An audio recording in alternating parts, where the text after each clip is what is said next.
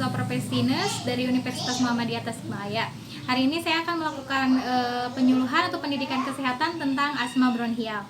Langsung saja, saya sekarang sudah berada bersama dengan keluarga pasien yang mengalami penyakit asma bronhial. Ya, langsung saja ya. Assalamualaikum Ibu. Waalaikumsalam. Ibu, perkenalkan, nama saya Perawat Seli. Sekarang saya akan menjelaskan tentang penyakit asma bronhial. Ini dengan Ibu siapa? Nama saya Ibu Sarmini. Ibu Sarmini ya Bu ya. Ibu, sekarang saya akan melakukan penyuluhan kepada Ibu atau memberikan pendidikan kesehatan tentang penyakit asma bronhial. Sebelumnya saya akan melakukan kontrak waktu terlebih dahulu dengan Ibu ya. Saya akan meminta waktunya untuk kedepannya sekitar kurang lebih 15-20 menit. Gimana Ibu, bersedia? Saya bersedia. Ya. Nanti di akhir materi nanti saya akan memberikan evaluasi kepada Ibu ya Bu ya, dengan memberikan pertanyaan apa yang Ibu simak di materi-materi yang saya sampaikan. Iya. Langsung aja ya Bu ya, kita mulai aja ya Bu ya. Ibu, sebelumnya Ibu sudah mengetahui apa itu asma bronhial? Yang saya ketahui itu asma sesak napas. Sesak napas, iya betul sekali ya Bu ya. Oh iya, sebelumnya ini ada medianya ya Bu ya, ini bisa dibaca sama Ibu. Ini namanya leaflet, nanti Ibu bisa baca-baca buat di rumah ya Bu ya. Iya, tadi Ibu mengatakan yang Ibu ketahui itu sesak napas ya, asma itu. Ya memang betul ya Bu ya. Kalau asma bronhial itu yaitu suatu penyakit di mana saluran napas mengalami penyempitan karena hiperaktivitas pada rangsangan tertentu yang mengakibatkan peradangan, dan penyempitan ini bersifat sementara. Jadi asma bronhial itu yaitu peradangan atau penyempitan pada saluran pernapasan yang diakibatkan oleh hiperaktivitas atau rangsangan tertentu. Nah, rangsangan-rangsangan itu bisa ada penyebabnya. Faktor penyebab terjadinya asma bronhial itu ada beberapa ya Bu ya. Yang pertama di sini ada faktor alergi. Nah, di faktor alergi ini alergen pencetus serangan asmanya dapat dibedakan menjadi 3. Yang pertama ada inhalan. Inhalan itu yaitu yang masuk melalui saluran pernapasan atau terhirup melalui hidung. Misalkan debu, kemudian bulu binatang, kemudian serbuk bunga, spora jamur, atau bakteri dan polusi. Itu bisa menyebabkan asma ya Bu.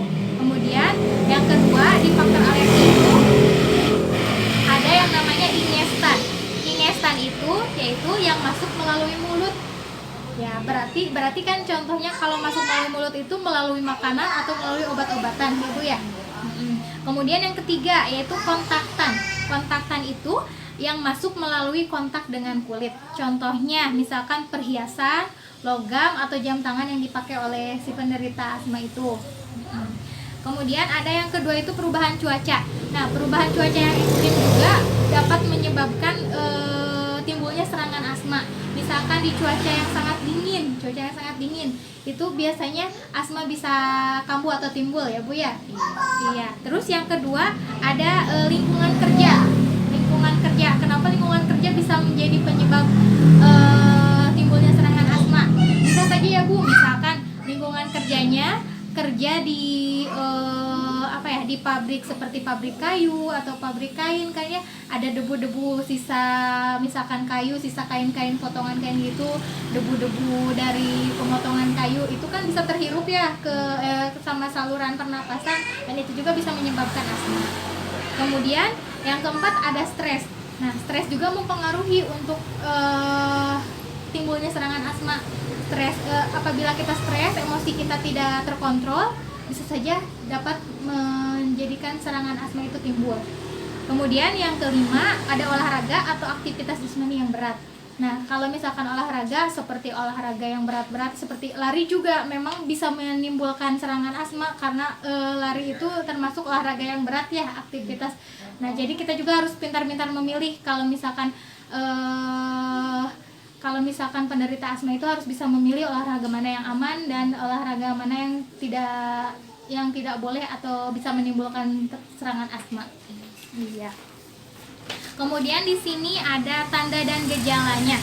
Tanda dan gejala asma itu yang pertama dan paling umum emang sesak napas ya Bu ya, yang seperti tadi yang Ibu bilang. Tadi pasti yang diketahui tentang asma itu pasti sesak napas ya. Nah, itu memang tanda dan gejalanya. Kemudian yang kedua ada batuk yang disertai lendir atau batuk kering. Nah, si sesak napas juga bisa disertai sama batuk. Batuknya itu bisa batuk kering atau batuk berlendir. Kemudian yang ketiga nyeri dada. Nyeri dada juga bisa timbul pada penderita asma, pada serangan asma.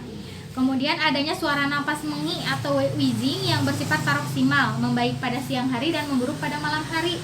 Nah, jadi si suara napasnya itu mengi, kayak ngik suaranya ada bunyi gitu. Jadi kalau tarik napas tuh ngik, kalau buang napas juga ngik gitu. Itu namanya mengi ya Bu ya. Biasanya pada penderita asma itu khasnya terdengar suara napasnya seperti itu. Iya. Kemudian yang kelima gelisah. Sudah tentu ya kalau misalkan sesak, nyeri dada pasti si pasiennya juga gelisah. Kemudian ada kemerahan pada jaringan juga. Setelah itu bagaimana sih pencegahannya? Di sini ada pencegahannya. Yang pertama yaitu mengenali faktor presipitasi dan tanda terjadinya serangan asma bronhial. Jadi biasanya kalau yang menderita asma itu harus tahu bagaimana cara pencegahannya. Jadi yang pertama itu mengenali faktor presipitasi dan tanda terjadinya serangan asma bronhial. Jadi harus mengetahui ini misalkan tanda-tanda ini udah nyesek kayak gini, biasanya ini kayaknya mau asma mau timbul, kayaknya mau ada serangan asma nih. Biasanya kalau yang sudah punya penyakit asma harus sudah tahu tanda gejala yang akan timbul. Terus yang kedua, menghindari faktor penyebab serangan asma bronhial. Misalkan tadi menghindari faktor penyebab. Kalau misalkan kita kalau misalkan faktor penyebabnya dari seperti alergen, alergi debu misalkan. Nah, kita mungkin ya berarti harus bersih di rumahnya, nggak boleh ada debu gitu kan. Itu cara menghindari faktor penyebab serangan asma. Nah, yang ketiga menghindari stres. Nah, yang mempunyai penyakit asma juga harus menghindari stres karena tadi kan salah satu faktor penyebabnya itu adalah stres. Jadi harus lebih menguasai emosinya dan ya diusahakan jangan stres ya Bu. Kemudian yang keempat ada menghindari kegiatan yang melelahkan. Seperti tadi, jadi harus pintar-pintar memilih kegiatan atau memilih aktivitas yang tidak begitu melelahkan. Ya, jadi harus pintar memilih gitu. Kalau misalkan olahraga ini akan membuat kita terlalu lelah gitu, bagi si penderita asma lebih baik dihindari gitu, ganti dengan olahraga yang lebih aman. Kemudian, nah yang kelima ada persediaan obat-obatan jika terjadi serangan asma. Nah, kalau yang mempunyai penyakit asma itu harus mempunyai persediaan obat-obatan untuk asma itu sendiri. Jadi kalau misalkan kalau asmanya akan timbul, kalau asmanya ada serangan asma gitu kan. Jadi kalau punya persediaan obat, kita kan nggak terlalu itu ya. Jadi si serangan asmanya masih bisa diatasi oleh kita sendiri atau oleh keluarga kita. Iya. Kemudian ada yang terakhir itu ada penanganan. Gimana sih cara penanganan asma bronhial ini? Nah, penanganannya yang pertama ada kenali tanda-tanda akan terjadinya serangan asma. Seperti tadi, kalau yang punya penyakit asma itu harus sudah tahu gitu tanda-tandanya mau serangan asma datang itu seperti apa. Nah, harus sudah tahu ya gimana tanda-tandanya, gejalanya seperti apa, kita tuh mau asma kayak gimana gitu kan, itu harus tahu. Kemudian yang kedua, berikan obat asma yang telah diberikan dokter sebelumnya. Nah, kalau misalkan si serangan asma udah timbul nih, cepetan aja, kita kan udah punya persediaan obat-obatan asma itu. Jadi kalau misalkan si serangan asma itu datang, kita langsung aja berikan obat yang telah diberikan oleh dokter sebelumnya. Kemudian atur posisi duduk yang dapat meringankan keluhan sesak napas seperti posisi setengah duduk. Jadi kalau yang itu enaknya duduk tegak ini ya, setengah duduk. Jadi posisikan aja gimana senyaman mungkin untuk memaksimalkan ventilasi, memaksimalkan si penderita asma untuk menghirup udara, untuk bernapas. Kemudian longgarkan pakaian untuk memudahkan bernapas juga. Kita harus melonggarkan pakaiannya, takutnya pakaiannya terlalu sesak atau gimana ya. Jadi dilonggarkan terlebih dahulu. Kemudian tempatkan penderita pada ruangan dengan sirkulasi yang baik. kalau misalkan si penderita asma sedang pas ada serangan, kemudian dia berada di ruangan yang sempit atau bukan sempit, banyak orang gitu, ya kita pindahkan dulu, kita pindah ke ruangan yang lebih luas atau lebih kurang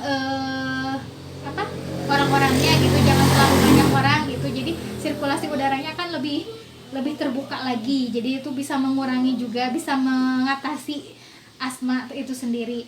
Tetapi apabila sesak napas yang dirasakan oleh penderita asma itu semakin sesak dan kondisi semakin parah, segera saja bawa ke puskesmas atau ke rumah sakit terdekat. Jadi kalau misalkan si penderita asmanya sesaknya tuh makin parah, makin sesak, makin ya memburuk lah, kita harus segera bawa aja ke rumah sakit atau ke puskesmas terdekat. Iya, mungkin seperti itu ya Ibu ya, tadi materi asma bronhial yang saya dapat sampaikan. Mungkin mudah-mudahan bisa bermanfaat ya Bu ya. Iya, sekarang mungkin saya akan memberikan evaluasi kepada Ibu apa saja tadi yang misalkan Ibu tangkap dari penyuluhan yang saya berikan kepada Ibu. Bagaimana, Ibu bersedia? Saya bersedia. Iya. Coba Ibu, tadi saya sudah menjelaskan ya Bu ya, apa itu asma bronhial itu. Asma bronhial yaitu suatu penyakit di mana saluran napas mengalami penyempitan karena hiperaktivitas pada rangsangan tertentu yang mengakibatkan peradangan, dan penyempitan ini bersifat sementara. Iya, jadi sesak napas atau penyempitan saluran napas yang disebabkan oleh hiperaktivitas atau rangsangan tertentu ya Bu ya. Iya. Nah, tadi saya sudah menyebut ada beberapa penyebabnya ya Bu ya. Salah satunya bisa disebutkan gitu kan. Tadi saya menyebutkan 5 penyebab.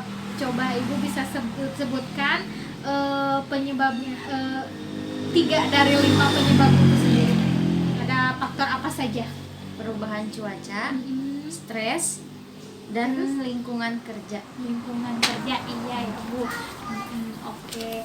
Terus tadi saya juga menjelaskan tanda dan gejala. Tadi tanda dan gejala yang saya jelaskan itu ada sekitar ada 6 tanda dan gejala yang ditimbulkan oleh serangan asma. Coba Ibu bisa sebutkan kembali 3 dari 6 tanda dan gejala yang saya jelaskan. Nyeri dada, sesak napas, dan gelisah. Iya, nyeri dada, sesak napas, dan gelisah. Iya ya Bu. Ya tentu saja kan sesak napas kadang disertai dengan nyeri dada, ya seperti itu. Kemudian, nah si penderita asma juga harus tahu bagaimana cara pencegahannya ya Bu ya. Nah tadi pencegahannya itu saya menjelaskan ada 5 pencegahan yang saya jelaskan kepada Ibu. Ibu bisa menjelaskan pencegahannya satu saja dari 5 pencegahan itu sendiri. Ada yang mengenali faktor presipitasi dan tanda terjadinya serangan asma. Faktor presipitasi itu Ibu ngerti nggak itu apa? Faktor presipitasi itu. Jadi faktor presipitasi itu faktor pencetusnya gitu. Jadi kalau misalkan jadi kita harus tahu faktor-faktor yang bisa menyebabkan asma itu apa sih? Nah, kita tuh harus menghindarinya gitu untuk mencegahnya. Nah, seperti itu. Coba satu lagi ya Bu ya, ada penanganannya. Bagaimana sih cara penanganan penderita asma? Tadi bisa sebutkan, tadi saya menjelaskan 6 butir juga ya. 6 dari cara penanganan itu sendiri apa saja? Satu saja. Penderita asma harus mengenali tanda-tanda akan terjadinya serangan asma itu. Oh iya betul ya Bu ya. Jadi si penderita asma itu harus mengenali bagaimana misalkan nih serangan asma tuh bakalan timbul nih. Jadi ya memang harus sudah mengenali gitu penyakitnya seperti apa. Jadi kan untuk mempermudah mengatasi si serangan asma itu sendiri ya. Jadi sebelum terlambat atau sebelum semakin parah, jadi bisa ditangani oleh sendiri atau dengan keluarga. Iya Ibu, terima kasih untuk waktunya ya Bu ya. Terima kasih untuk jawaban-jawabannya juga. Ibu bagaimana sekarang sudah paham dengan apa itu asma bronkial? Iya, sudah paham. Iya, mudah-mudahan ilmunya bermanfaat ya Bu ya. Ya, mungkin penyuluhan saya sekarang tentang asma bronkial ini dicukupkan dulu sekian ya Bu ya. Iya, mudah-mudahan bermanfaat. Mudah-mudahan kita bisa bertemu lagi di lain waktu ya Bu ya dengan pembahasan-pembahasan, atau kita bisa berdiskusi lagi dengan pembahasan yang lainnya. Ya mudah-mudahan kita semua diberi kesehatan terus ya Bu ya. Amin. Iya, terima kasih Ibu atas waktunya. Ya, assalamualaikum.